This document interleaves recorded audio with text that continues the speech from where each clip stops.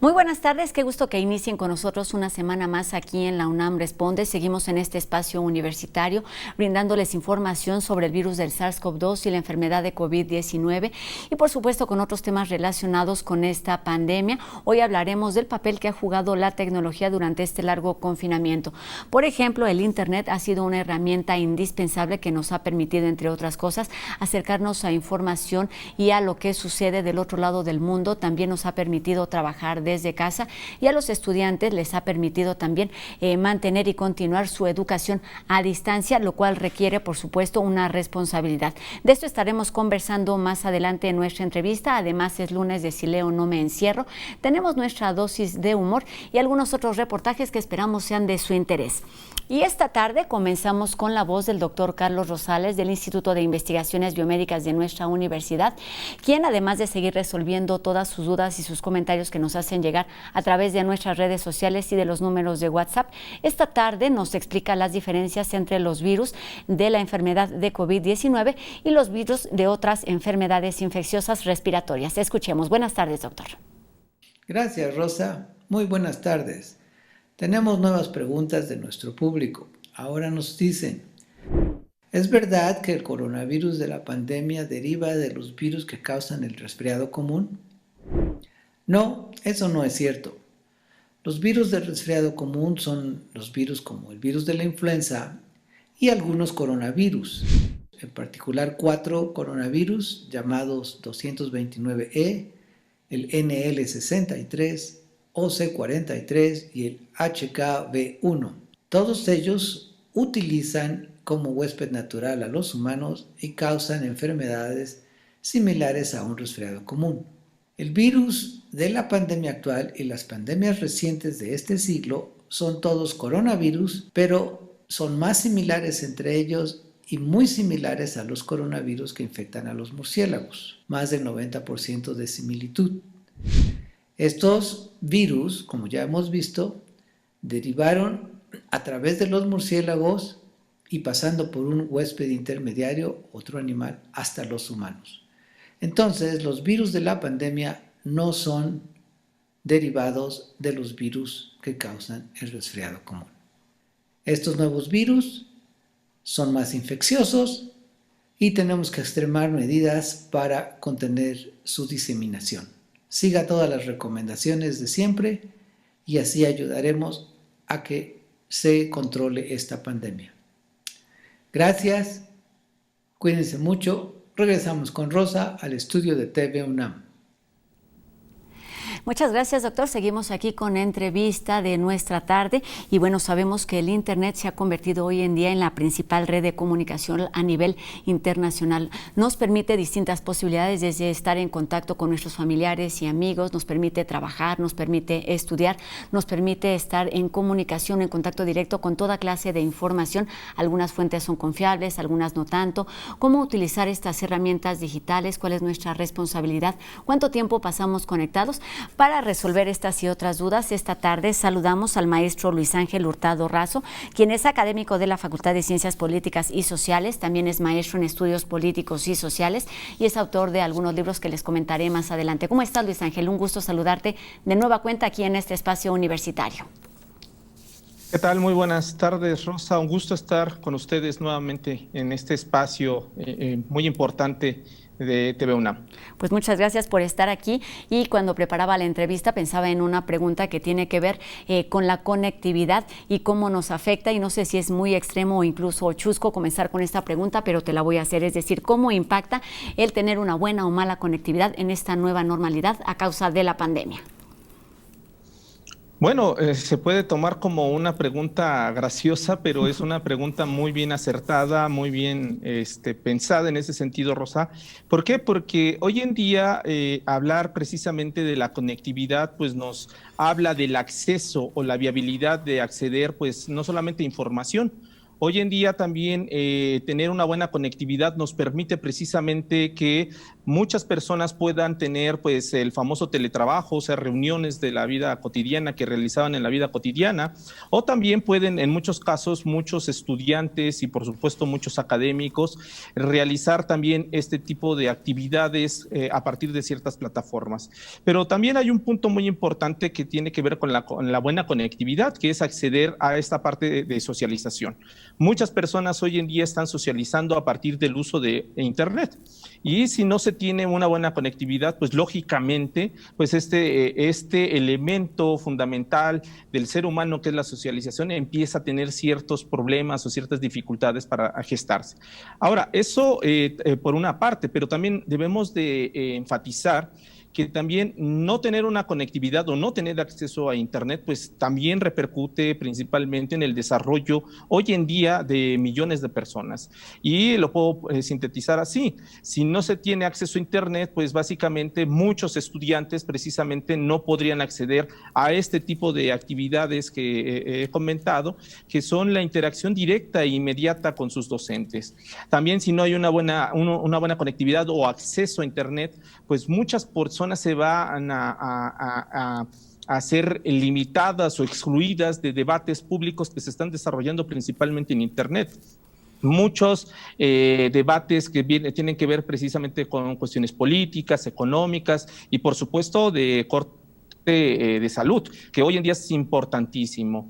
Entonces, pues esta parte de tener una buena conectividad es fundamental, principalmente porque hoy en día, pues más del 83% de los mexicanos tienen acceso a Internet y hoy en día también muchas de las actividades y plataformas que se están desarrollando, no solamente en materia de gobierno y educativa, sino de otro tipo, se están desarrollando en Internet. Muchos están utilizando precisamente Internet para informarse de estos y otros temas. Por eso es fundamental para el desarrollo, pues hoy en día, de la socialización de las diferentes personas que hoy estamos habitando este planeta. Iremos hablando de las distintas posibilidades que tenemos cuando accesamos a Internet, cuando estamos conectados, pero para empezar acabas de mencionar un dato importantísimo: 83% de la población tiene acceso, tiene posibilidad de estar conectado. ¿Quiénes son ahora estos usuarios? Porque durante mucho tiempo me parece que eran como algunos jóvenes, algunas empresas. ¿Cómo está ahora distribuida esta población que pues ocupa un alto porcentaje de la población mexicana? Sí, en este caso tengo que hablar de un antes y después de COVID. Antes de COVID estaban aproximadamente conectados, según datos del Instituto Federal de Telecomunicaciones, alrededor de 80 millones de mexicanos.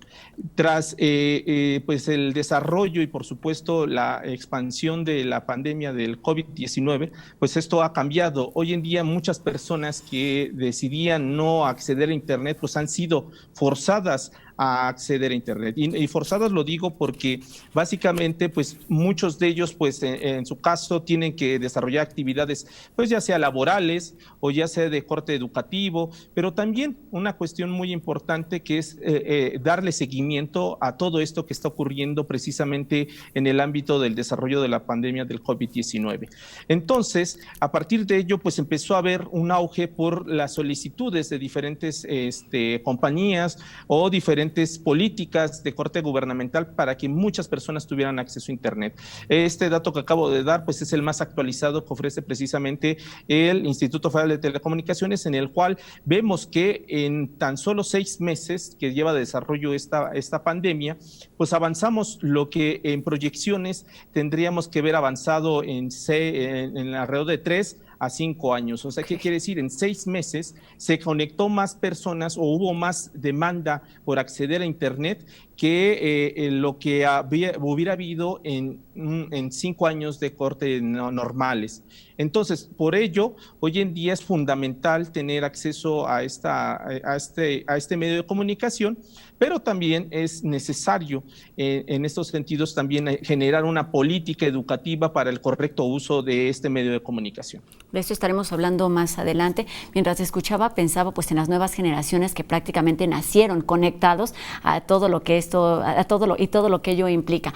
Pero pues hay algunas otras generaciones o distintos sectores de la población que pues lo veían, digamos, como con algunas problemáticas, con algunas diferencias. Esta crisis, esta pandemia ha logrado revalorar los beneficios, las virtudes del Internet, de las conexiones, de las redes sociales.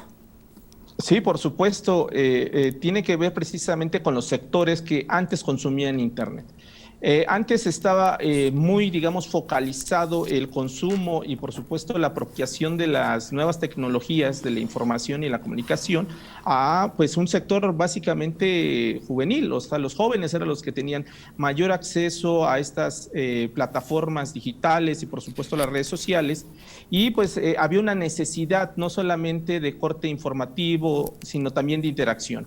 Muchos jóvenes, pues, utilizaban estas plataformas básicamente para el entretenimiento, para la convivencia, para la socialización, para hablar de temas del momento, las tendencias, etcétera. Pero con la llegada de COVID-19, pues hubo un sector que empezó, digamos, a introducirse y a tener mayor presencia hoy en día en el consumo y, por supuesto, en el manejo de Internet. ¿Cuál es este sector? Pues básicamente son los adultos y muchos adultos mayores también. Estos, con ello, pues digamos, este paradigma o este concepto de focalizar o concebir a Internet como un medio de comunicación de jóvenes, pues con la llegada de COVID-19 pues se vino abajo. Hoy en día muchas personas adultas y por supuesto de la tercera edad pues están accediendo a Internet y no solamente acceden para consumir información, muchos de ellos están generando información y hoy en día están surgiendo fenómenos muy interesantes en los cuales los denominados influencers no solamente son jóvenes, sino también hay muchos adultos o adultos mayores. Eso hay que recalcarlo, que COVID-19 incitó a muchas personas a perderle ese miedo a la tecnología y a ver este espacio como un espacio de intercambio informativo y, por supuesto, un espacio en el cual tenemos mayores posibilidades de acceso a información, pero también para generar información. ¿Qué hace tan atractivo que este ciberespacio esté cada vez más saturado? Ya nos decías, pues además de información, además de entretenimiento, hay trabajo, hay escuela. ¿Qué te parece si vamos hablando, digamos, de las particularidades de cada una de las acciones que podemos hacer estando conectados o haciendo uso del Internet y de las redes sociales? Comencemos, me parece por lo más importante, que es lo que hacemos en este espacio, además, es difundir información. Sí, por supuesto. En ese tema, las redes sociodigitales y por supuesto Internet también fueron un espacio idóneo para que las personas empezaran a propagar o a difundir información. Pero con ello, ¿qué quiere decir esto? Que a diferencia, digamos, del modelo de comunicación anterior en el cual éramos más un sector consumidor de información, ahora con la llegada de Internet y por supuesto con este auge y necesidad de acceder a Internet, pues vemos que también muchas personas pasaron de este rol pasivo a un rol activo. ¿Esto qué lleva? Pues que hoy en día muchas personas hagan el denominado periodismo ciudadano. Reportan muchos sucesos que básicamente no se están reportando en los medios de comunicación. O no, un aspecto que sí me gustaría destacar es que no quieran compartirlo los medios de comunicación, sino que simplemente los espacios informativos y las características de los medios pues no permiten tener toda la información que se está desarrollando en los diferentes espacios que hoy confieren a este planeta. Ahora, con ello pues surge esta rama del periodismo ciudadano en el cual pues los usuarios empiezan a reportar ya sea temas como el maltrato a los animales, problemas que van con el medio ambiente, por supuesto este tema que es central, que es la violencia intrafamiliar o doméstica que se está dando, también puede ser todo lo que tiene concerniente pues al ámbito de las denuncias que tienen que ver con el cierto manejo de ciertas autoridades o sea, de ciertas personas. Bueno, hay una gama que hoy en día Internet nos posibilita también a los usuarios de poder ser un medio de comunicación. Pero con ello, ¿qué conlleva, Rosa? Pues porque básicamente también se debe de generar una conciencia ciudadana de que comunicar también es una gran responsabilidad. ¿Por qué? Porque hoy en día a muchos usuarios, a muchas personas se les hace muy fácil compartir información sin antes verificarse, sin antes corroborarse, o en muchos casos dejarse llevar por tendencias que pues básicamente esas tendencias aluden a destacar pues más a lo emotivo que a lo racional. Con ello pues esto también es uno de los grandes fenómenos que estamos viviendo y debo decirlo así, también informar conlleva pues a la propagación de una pandemia que estamos viviendo simultáneamente, que es el tema de la pandemia de la desinformación digital, mejor conocida como los fake news.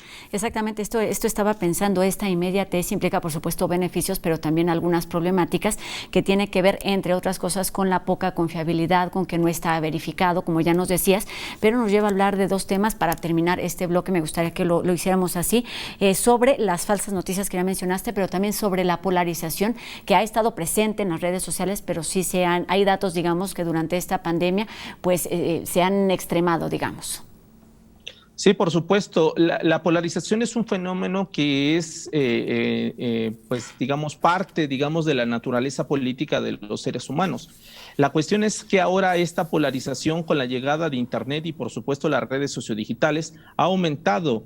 En un estudio que encabecé precisamente en este año para medir precisamente todo este tema de por qué nos estamos peleando tanto por tantos temas, pues detectamos que las redes sociodigitales en un 60% eran las fuentes principales de tanta discusión o tanta agresividad en temas de corte político o temas que tienen que ver relacionadas con la política. En este sentido, pues las redes sociodigitales pues son un espacio por su inmediatez que se tienden más bien a generar estos tipos de temas. ¿Por qué?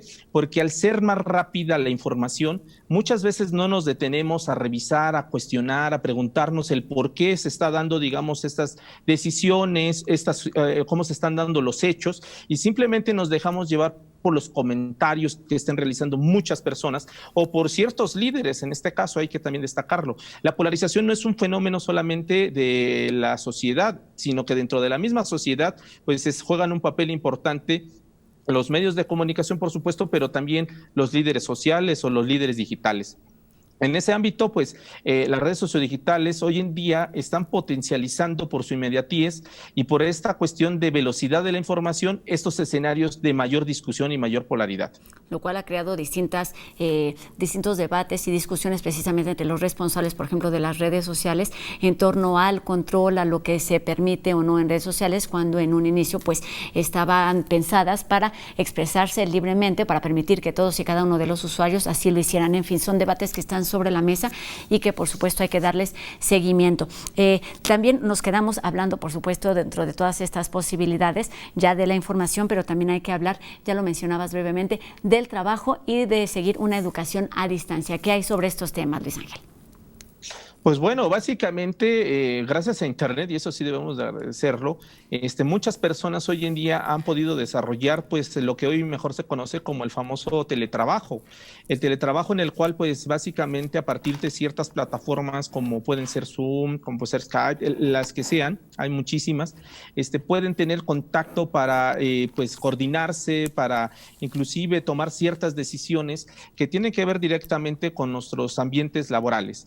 En ese sentido, pues Internet ha dado la posibilidad, digamos, de por lo menos ver a las personas, vernos, discutir, analizar, tomar decisiones, construir, etcétera, cosa que pues básicamente si no hubiera existido Internet, pues sí hubiéramos recurrido pues al teléfono, hubiéramos recurrido a lo mejor a algunos casos podríamos utilizar los correos, el correo postal, etcétera, pero hubiera sido un proceso pues lógicamente más lento, más complicado, porque pues no hay nada como ver a las personas y precisamente Internet nos está posibilitando eso. Ahora, en el caso de la educación es casi lo mismo.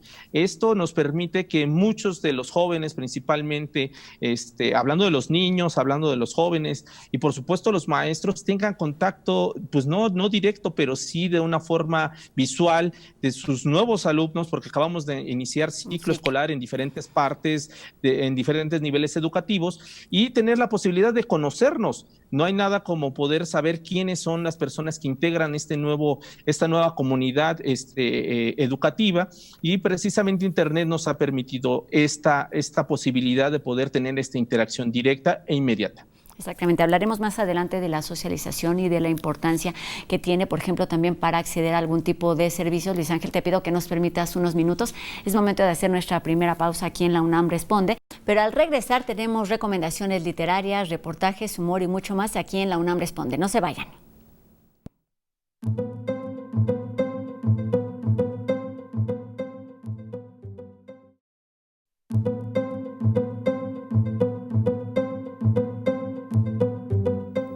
Qué gusto que continúe con nosotros aquí en la UNAM Responde. Es lunes de Si leo no me encierro y esta tarde Anel Pérez nos habla de algunas recomendaciones literarias que tienen que ver con encuentros y ferias que debido a esta pandemia se están llevando a cabo de manera virtual.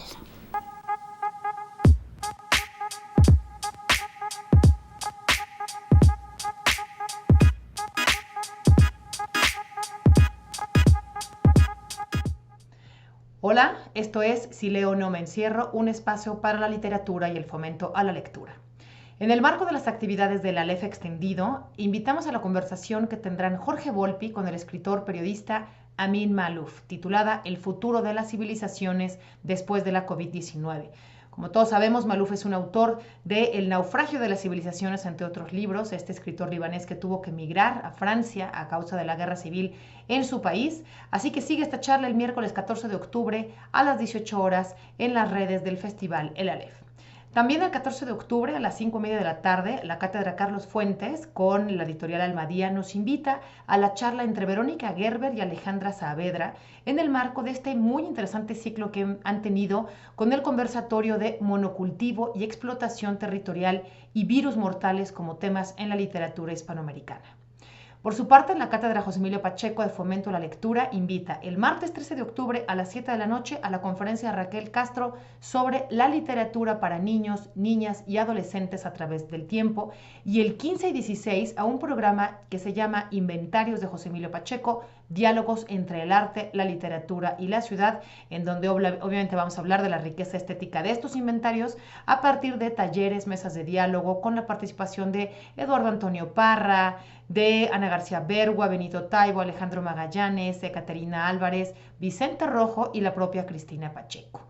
Viene la Feria Internacional del Libro de Oaxaca con una programación realmente muy fuerte, sígala y desde luego le invito a que vea lo que Cultura UNAM ha preparado en ese marco. Tendremos a Sputnik con un taller de lectura a través de internet y las presentaciones editoriales como Antídotos para vivir en el encierro, El diario de la pandemia de la revista de la universidad y Vindictas de Libros UNAM. Mucho que leer, mucho que ver aquí en Si leo no me encierro. Hasta la próxima.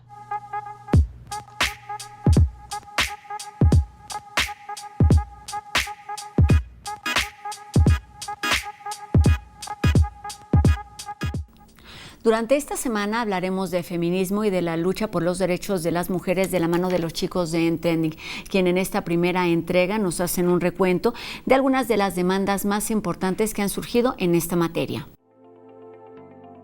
Los movimientos feministas se han convertido en un arma de lucha y poder alrededor del mundo. Son motores de cambio social que luchan por derechos, igualdad y demandas en beneficio de todas las mujeres. Acabar con los feminicidios, la violencia de género, las desapariciones, la muerte por abortos clandestinos y la desigualdad que se vive diariamente en el trabajo, salarios, el hogar y en múltiples aspectos de la vida cotidiana, problemáticas que estos movimientos luchan por cambiar. Del otro lado del mundo, al norte de la India, estados como Uttar Pradesh, el grupo de mujeres Gulabi Gang demandan el maltrato doméstico. Miles de ellas vestidas de rosa hacen frente a las injusticias sociales que viven en su país. Desde la península arábiga hasta África, mujeres conforman el movimiento panarábigo, quienes exigen el derecho a la tierra y a la igualdad de género dentro de la Constitución Nacional. Alerta, alerta, alerta, que camina la lucha feminista por América Latina. Se cuidan los machistas. América Latina va a ser toda feminista. Así se escucha el canto que ha dado la vuelta al mundo y que con el que miles de mujeres de Latinoamérica se identifican en demanda de poner alto a los feminicidios y crímenes de odio, al acoso, abuso y violencia sexual, el reclamo de seguridad y avance en los casos de investigación de feminicidios, desapariciones, justicia y castigo a feminicidas, En el tema de igualdad de género, las demandas son derecho a decidir, maternidad libre y por elección, derecho al aborto legal, libre, seguro y gratuito, reconocimiento del trabajo reproductivo no remunerado, fin a la violencia en universidades y escuelas y alto a la discriminación a mujeres indígenas. Actualmente en Chile, las mujeres luchan por conseguir el fin a la represión y a las violaciones a los derechos humanos, a la violencia político-sexual y exigen igualdad en el trabajo, pues ellas reciben 30% de sueldo menor al de los hombres, un tema constante en otros países como Colombia, donde la brecha es del 19% y en Paraguay el 29%. Seguramente este año escuchaste Un violador en tu camino, un himno feminista que fue cantado, bailado y traducido alrededor del mundo por miles de mujeres, creado por el colectivo feminista chileno Las Tesis, quienes fueron seleccionadas dentro de las 100 personalidades más influyentes del 2020 por la revista Time. Una demanda masiva frente al machismo y misoginia en los países de América Latina, una problemática que persiste en el mundo y que millones de mujeres de diferentes lenguas y culturas hoy alzan la voz y actúan para lograr un cambio. Y comenzamos una semana más con una pequeña dosis del ingenio de No Memes. Entre el gambusino de oro y la oveja eléctrica hay un montón de cuentos que funcionan en el mundo natural y el mundo tecnológico. Fíjense en la siguiente nota que enchufa a los dos mundos. Y sin hacerle más al cuento, los dejo con esta colaboración de No Memes.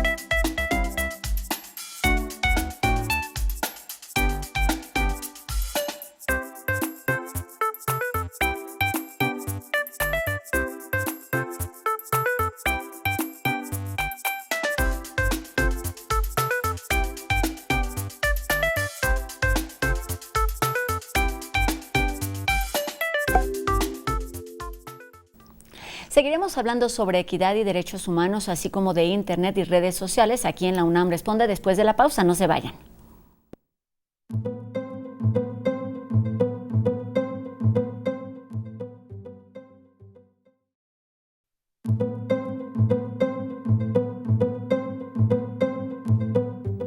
Y comenzamos este último bloque de la UNAM Responde hablando de un tema indispensable para nuestra universidad, que es la equidad de género y el respeto a la diversidad, a través de la historia que prepararon los chicos de Entrending sobre la coordinación para la igualdad de género de nuestra universidad. Al inicio de la pandemia de COVID-19 en México, el tema de la equidad de género y la violencia contra las mujeres era de suma relevancia, particularmente en la UNAM, donde hasta 7 planteles de bachillerato y nivel superior se mantenían en paro de labores por grupos feministas que exigían garantías de seguridad de las mujeres estudiantes. Ante esto, en marzo el rector Enrique Graue anunció la creación de la Coordinación para la Igualdad de Género en la universidad, un organismo que busca lograr avances en esta lucha tanto en el ámbito administrativo y jurídico de la universidad como entre la comunidad de estudiantes, docentes y trabajadores. Esta coordinación no nace sola, por decirlo así, es consecuencia de un contexto institucional, por supuesto, histórico, y por supuesto de un contexto social, inclusive político también a nivel nacional y de la propia universidad. Buscamos consolidar y transversalizar lo que significa atravesar con distintas estrategias universitarias para lograr la igualdad de género en los distintos niveles de la universidad. A través de distintos programas, la coordinación busca promover el fortalecimiento de la igualdad, así como la identificación de la violencia de género. También unificar en un mismo camino el trabajo de todas las entidades universitarias dedicadas a esta problemática. Señor rector, junto con los directores y directoras de los distintos planteles de la universidad, han tomado un curso de sensibilización sobre lo que son las políticas institucionales en materia de género y por supuesto también también lo que es la perspectiva de género en una institución, trabajo de los contenidos en las distintas materias que no necesariamente son de género, pero donde se incluyan la perspectiva de género o la visión de las mujeres especialistas en las distintas disciplinas. Los esfuerzos de la coordinación también incluyen la integración de académicos y alumnos hombres para poder impulsar una nueva perspectiva sobre las masculinidades. En el tema escolar se busca visibilizar y disminuir los sesgos de género que continúan existiendo en distintas ramas del conocimiento. A pesar de que las actividades iniciaron prácticamente a la par de la contingencia sanitaria por la pandemia, la coordinación ha llevado de manera remota los programas planeados para integrar la igualdad de género en la comunidad universitaria. Desde que inició esta coordinación, un programa que se llama Miércoles para la Igualdad de Género, y en este programa todos los miércoles salen las distintas temáticas actuales en materia de igualdad de género.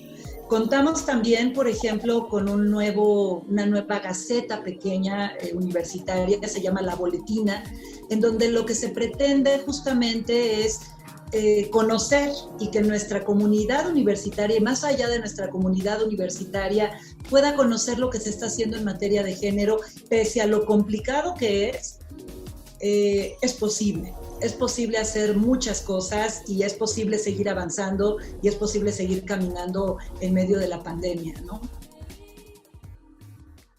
Es momento de retomar nuestra conversación para hablar sobre redes sociales, digitalización, qué está pasando con nuestros hábitos en tiempos de pandemia. Así que saludamos de nueva cuenta al maestro Luis Ángel Hurtado Razo, quien es maestro en estudios políticos y sociales y además eres autor de libros como El año del complot, reflexiones sobre el proceso electoral y el más reciente, Fake News, el enemigo silencioso. Luis Ángel, pues nos quedamos hablando de todas estas posibilidades, de toda esta vida que podemos tener a través de las redes sociales y del internet, y nos quedó pendiente un tema que se ha vuelto muy importante, que es el de la socialización. Sí, pues precisamente también internet nos ha traído pues grandes elementos para el desarrollo, digamos, cotidiano de todos nosotros, y por supuesto el tema de la socialización no podía estar detrás o no podía estar relegado. Hoy en día internet también nos ha permitido pues acercarnos a diferentes sectores que van desde los sectores familiares. Internet nos ha unido básicamente también con nuestros familiares. Las reuniones virtuales se volvieron una constante en los diferentes casas o domicilios de diferentes partes en el mundo.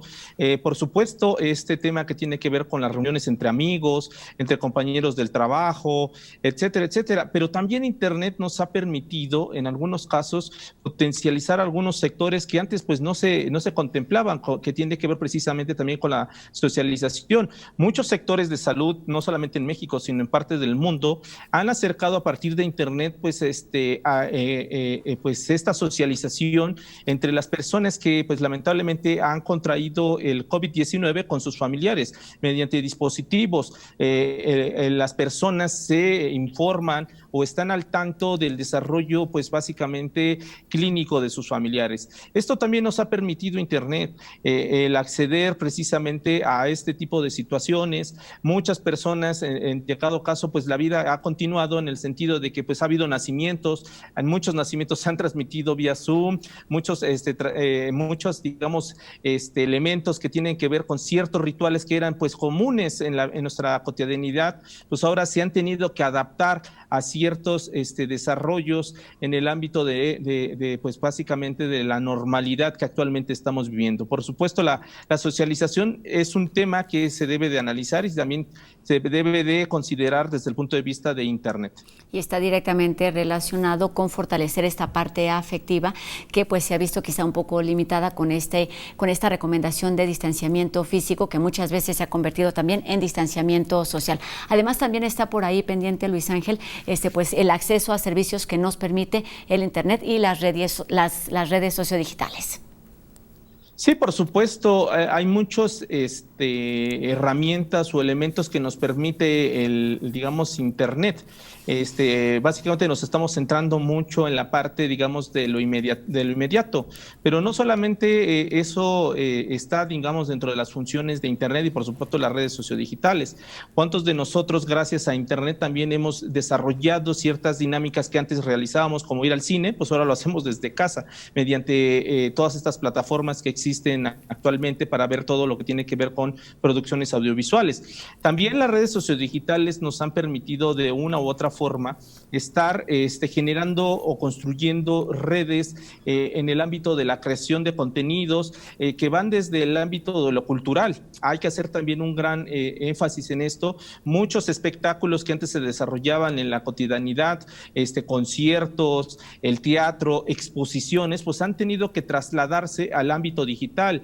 Hoy en día muchos museos han apostado por hacer recorridos virtuales que les han ofrecido pues a las personas que no pueden asistir actualmente, digamos, bajo las condiciones de esta pandemia que estamos viviendo, pues a que puedan acceder, digamos, a estos espacios de corte pues educativos. Y así como estos ejemplos, pues hay muchos que tienen que ver precisamente de modificar y adaptar muchos de los recursos o de estos elementos que desarrollábamos en nuestras vidas cotidianas a estos sectores.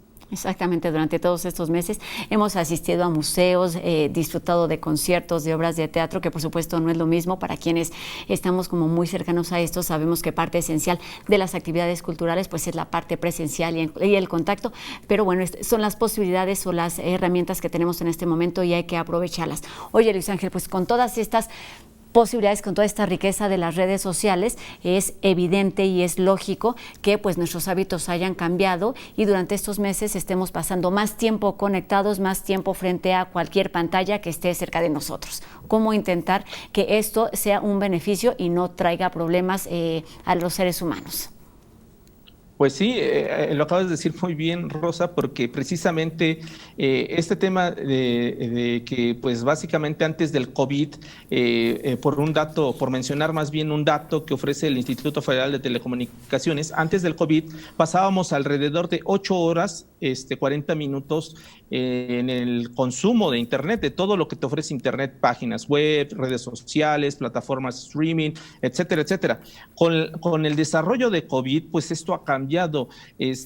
Todavía no se ofrece, digamos, el data de cuánto tiempo pasa, pero estamos promediando que hoy en día, por todos los reportes que ofrecen precisamente diferentes sectores, desde lo educativo, lo laboral, lo social, están pasando más de 12 horas al día en el consumo y en el uso de Internet. Lógicamente, esto está repercutiendo en varios hábitos. Uno que tiene que ver y es fundamental y precisamente es derivado precisamente de que no podemos salir por el COVID-19, es el tema de la salud.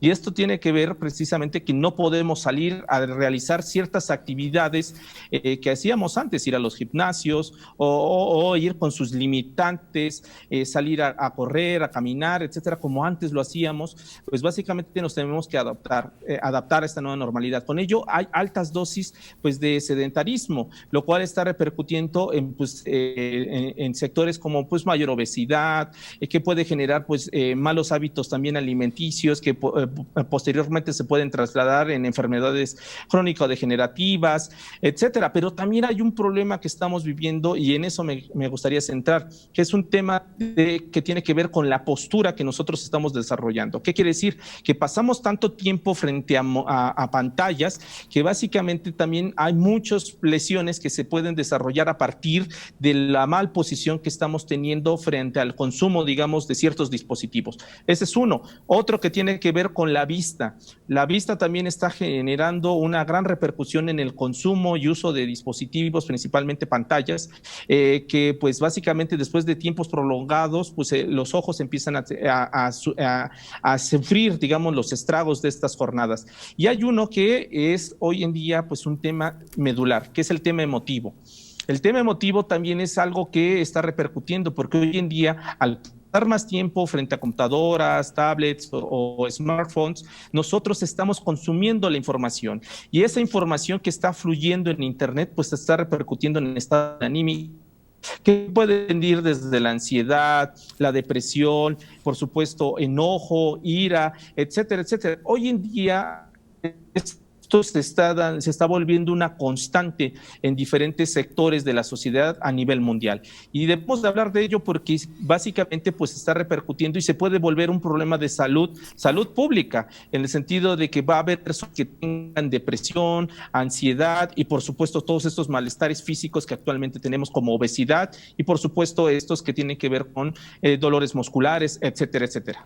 Pues para evitar todo este tipo de repercusiones físicas, mentales y emocionales, para terminar esta entrevista me gustaría que habláramos de la otra cara de la moneda.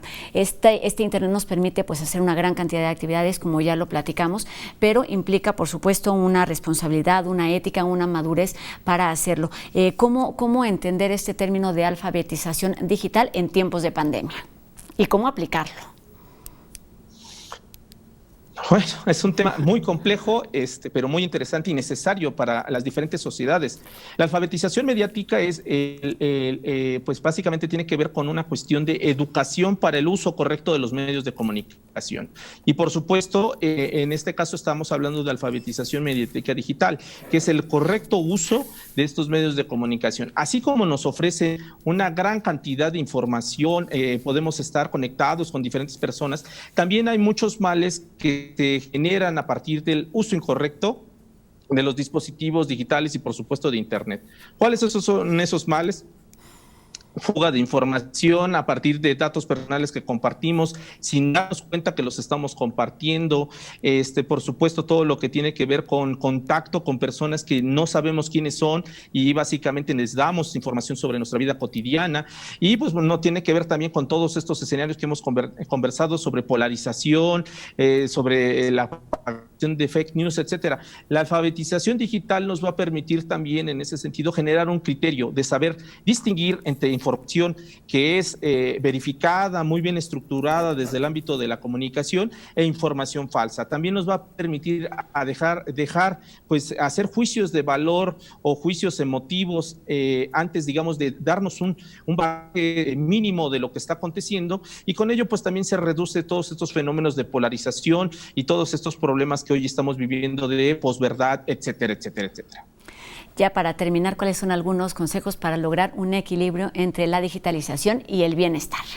Pues básicamente me gustaría comentar que uno de los consejos que yo podría darles es precisamente que no pasemos tanto tiempo en el uso de Internet y que no sea nuestra única fuente de información, porque básicamente lo que estamos haciendo es reducir, digamos, el espectro informativo a una sola fuente de información. Recomendación entonces es que salgamos, digamos, de las pantallas de nuestros celulares, de nuestras computadoras, y ahora empecemos a consumir otros medios de comunicación como la televisión, la prensa, por supuesto, y la radio. Hay una diversidad, hay una gran gama de fuentes informativas que son las que debemos también acceder y esto también nos va a ayudar a reducir muchos fenómenos que tienen que ver con la desinformación digital, los fake news, la polarización y, por supuesto, la posverdad. Entonces lo que debemos hacer es pues tener muy claros estos hábitos, tener claros también todos los beneficios que nos ofrece las redes sociales, el Internet y la conectividad, pero lo que debemos hacer es actuar responsablemente a la hora de recibir y de compartir información. Creamos, más bien logremos tener un equilibrio precisamente entre lo que hacemos, no vivamos metidos en una pantalla, hay muchas otras cosas más que podemos hacer, aunque pues buena parte de estas actividades estén ahora a raíz de esta pandemia y del confinamiento centradas precisamente en estas pantallas. Luis Ángel Hurtado Razo, maestro académico de la Facultad de Ciencias Políticas y Sociales, muchas gracias por estos minutos, muchas gracias por haber estado aquí de nueva cuenta con nosotros para hablar de todos estos beneficios y para ayudarnos a actuar responsablemente. Ya estaremos en contacto para hablar también sobre este tema. Gracias y buenas tardes. Hasta luego, Rosa, un gusto estar con ustedes aquí en UNAM Responde.